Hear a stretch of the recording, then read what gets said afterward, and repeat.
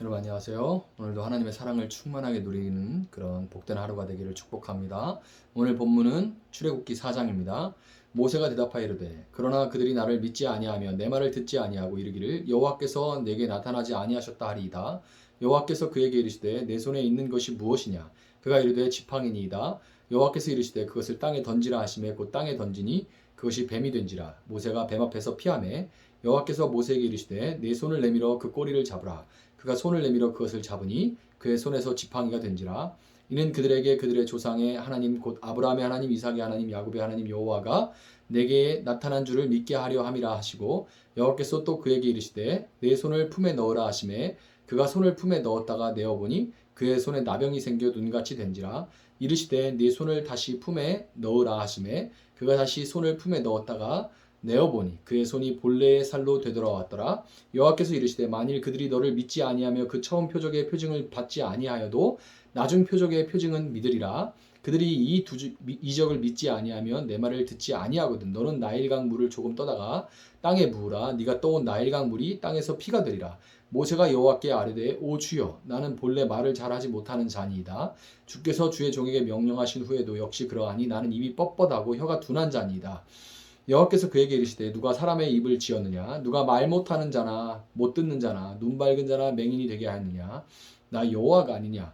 이제 가라. 내가 네 입과 함께 있어서 할 말을 가르치리라. 모세가 이르되 오 주여 보낼 만한 자를 보내소서.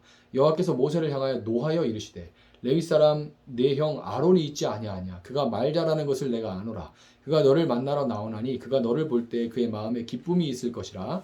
너는 그에게 말하고 그의 입에 할 말을 주라. 내가 네 입과 그의 입에 함께 있어서 너희들이 행할 일을 가르치리라. 그가 너를 대신하여 백성에게 말할 것이니 그는 네 입을 대신할 것이요 너는 그에게 하나님같이 되리라. 너는 이 지팡이를 손에 잡고 이것으로 이적을 행할지니라. 모세가 그의 장인 이드로에게 돌아가서 그에게 이르되 내가 애굽에 있는 내 형제들에게 돌아가서 그들이 아직 살아있는지 알아보려 하오니 나로 가게 하소서. 이드로가 모세에게 평안히 가라 하니라. 여호와께서 미디안에서 모세에게 이르시되 애굽으로 돌아가라. 네 목숨을 노리던 자가 다 죽었느니라. 모세가 그의 아내와 아들들을 나귀에 태우고 애굽으로 돌아가는데 모세가 하나님의 지팡이를 손에 잡았더라. 여호와께서 모세에게 이르시되 네가 애굽으로 돌아가거든 내가 네 손에 준 이적을 바로 앞에서 다 행하라. 그러나 내가 그의 마음을 완악하게 한즉 그가 백성을 보내주지 아니하리니 너는 바로에게 이르기를 여호와의 말씀에 이스라엘은 내 아들 내 장자라. 내가 내게 이르기를 내 아들을 보내주어 나를 섬기게 하라 하여도 네가 보내주기를 거절하니 내가 네 아들 내 장자를 죽이리라 하셨다 하라 하시니라. 모세가 길을 가다가 숙소에 있을 때 여호와께서 그를 만나사 그를 죽이려 하신지라. 십보라가 돌칼을 가져다가 그의 아들의 포피를 베어 그의 발에 갖다 대며 이르되 당신은 참으로 내게 피난편이로다 하니 여호와께서 그를 놓아주시니라. 그때 십보라가 피난편이라 함은 할례 때문이었더라. 여호와께서 아론에게 이르시되 광야에 가서 모세를 맞으라 하시매 그가 가서 하나님의 산에서 모세를 만나 그에게 입맞추니 모세가 여호와께서 자기에게 분부하여 보내신 모든 말씀과 여호와께서 자기에게 명령하신 모든 이적을 아론에게 알리니라. 모세와 아론이 가서 이스라엘 자손의 모든 장로를 모으고 아론이 여호와께서 모세에게 이르신 모든 말씀을 전하고 그 백성 앞에서 이적을 행하니 백성이 믿으며 여호와께서 이스라엘 자손을 찾으시고 그들의 고난을 살피셨다 함을 듣고 머리 숙여 경배하였더라. 아멘. 자, 하나님은 이 이집트에서 파라오의 압제하에 신음하는 하나님의 백성들을 구원하시기 위해서 모세를 불러 이집트로 보내십니다. 신의 화신으로 여겨지는 이 파라오가 다스리는 당대 세계 최강의 이 강대국, 제국이자 강대국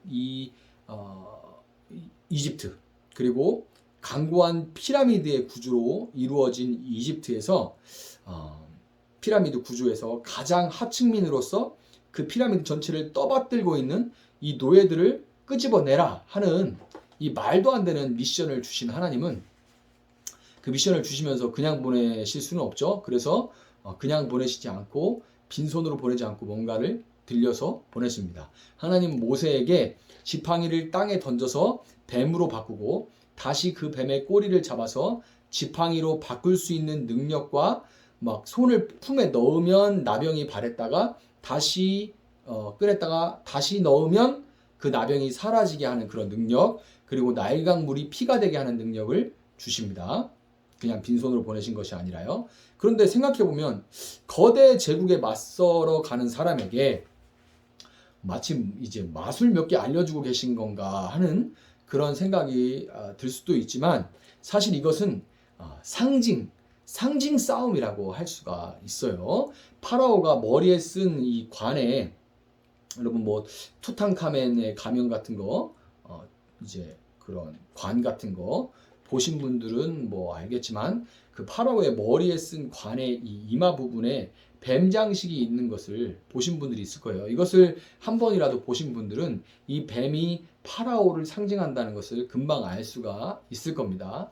파라오는 스스로를 높여 신의 반열에 올려놨지만 하나님 앞에서 그는 지팡이로도 만들 수 있는 존재고 또 언제든지 다시 나무 작대기와 같은 그런 존재로 만들어 버릴 수 있는 그런 존재일 뿐이죠. 하나님 앞에서는. 성경은 이 하얀 가루가 뚝뚝 떨어질 정도로 심한 종류의 피부병을 통틀어서 나병이라고 부르는데요. 당시 사람들은 피부가 말라서 갈라지고 또 막 벌어지고 하면서 진물이 줄줄 흐르는 이 나병은 신의 심판을 받은 것으로 여겨서 두려워했습니다.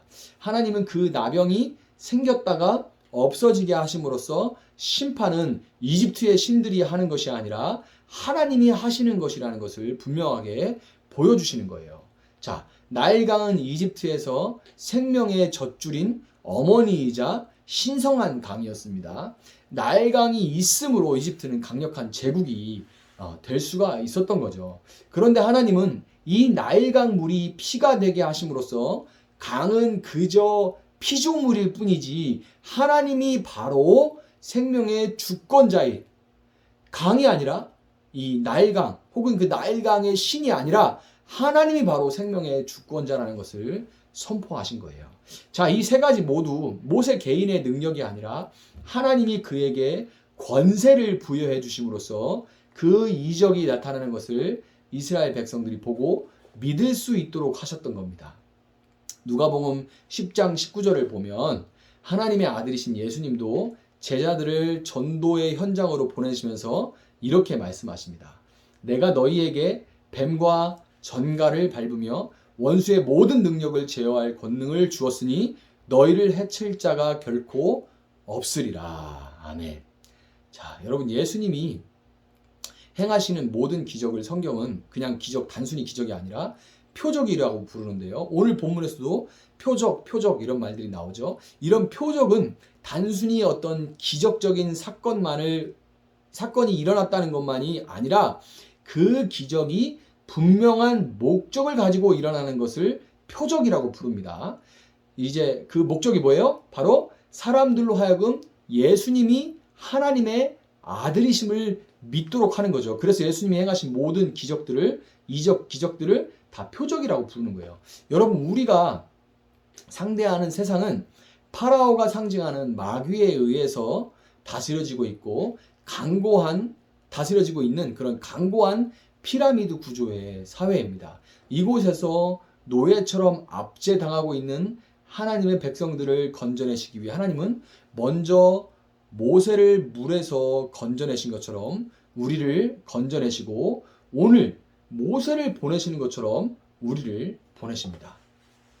세상에 나가는 우리가 가진 것은 피라미드에서 더 높은 곳에 앉아있는 위치에 있는 그런 권세가 아니라 온 우주의 주인이신 하나님이 우리에게 맡겨주신 예수의 이름, 그 권세인 거예요.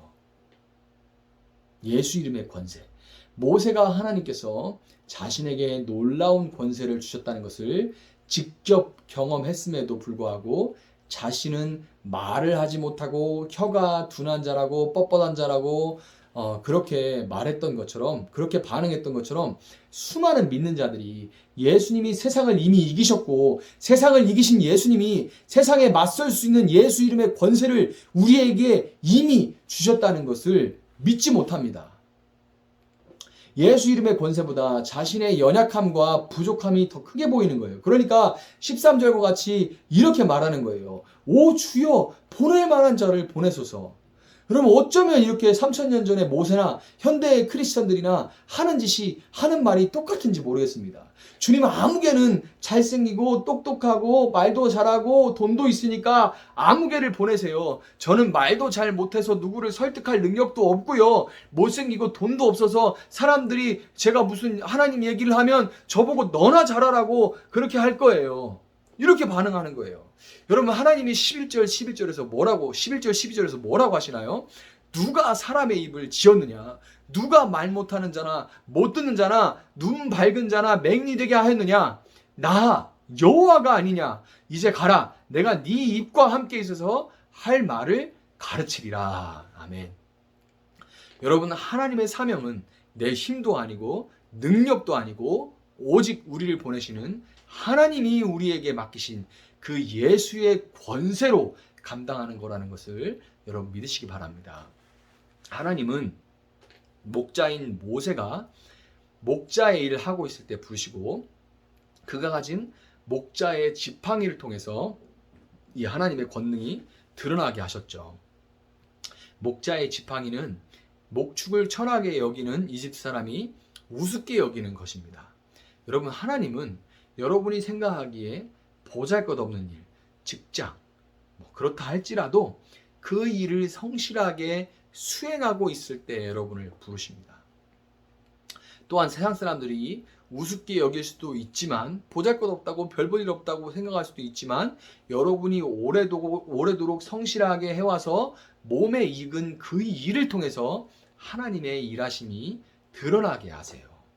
지금은 좀 덜한 것 같은데 전에는 하나님의 일을 한다고 어느 날 갑자기 하던 일을 싹 정리해버리고 신학교에 들어가거나 아니면 해외 선교사로 나가는 분들이 참 많았습니다. 그런데 저는 그런 분들 치고 제대로 사역하는 분들을 한 번도 못 봤어요. 어떻게 오늘 삶의 현장에서 성실하지 못한 사람이 내일 성실할 수가 있겠습니까? 오늘 성실하지 못한 사람은 내일 성실할 수가 없어요. 내일의 나는 오늘의 나의 모습이 쌓여서 그 자리에 있게 되는 겁니다. 여러분 하나님은 오늘 현장에서 애쓰며 땀 흘리는 여러분을 부르시고 여러분의 손에 익은 일을 통해서 하나님을 전하고 사람들이 믿게 하기를 원하십니다. 하나님은 여러분이 무슨 일을 하든지 그것이 불법이나 타인의 생명이나 재산에 피해를 끼치는 일이 아니라면 하나님은 직종에 아무 상관하지 않으세요. 관심이 1도 없으십니다.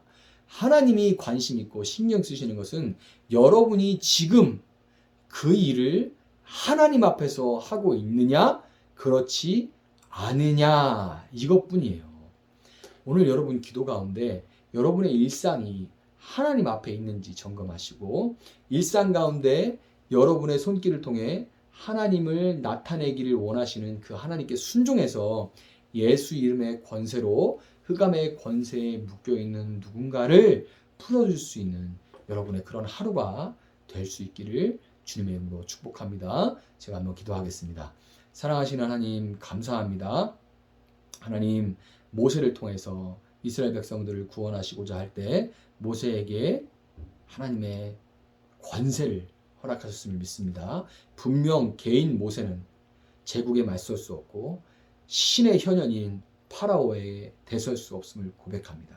그러나 그와 함께 하시는 만군의 여호와 하나님께서 그에게 권세를 부어주셨기에 하나님 그 모세가 애굽에 맞섰던 것처럼 우리는 세상에서 정말 보잘것없는 존재나 그러나 우리에게 예수 이름의 그 권세를 허락하신 줄 믿습니다. 이미 허락하신 그 권세를 우리가 믿음으로 사용하게 하여 주시옵소서. 예수의 이름으로 기도한 것이 그대로 일어날 줄을 믿게 하시고 우리가 정말 예수의 이름으로 묶여있는 자들을 위해서 기도하게 하시고 그들에게 예수의 이름으로 선포하게 하셔서 전하게 하시고 우리의 삶을 통해서 하나님 우리 삶의 현장에서 그들을 보게 하시고 그들을 건져내게 하셔서 하나님 오늘도 출애굽의 놀라운 일들이 반복될 수 있도록 하나님 함께하여 주시옵소서.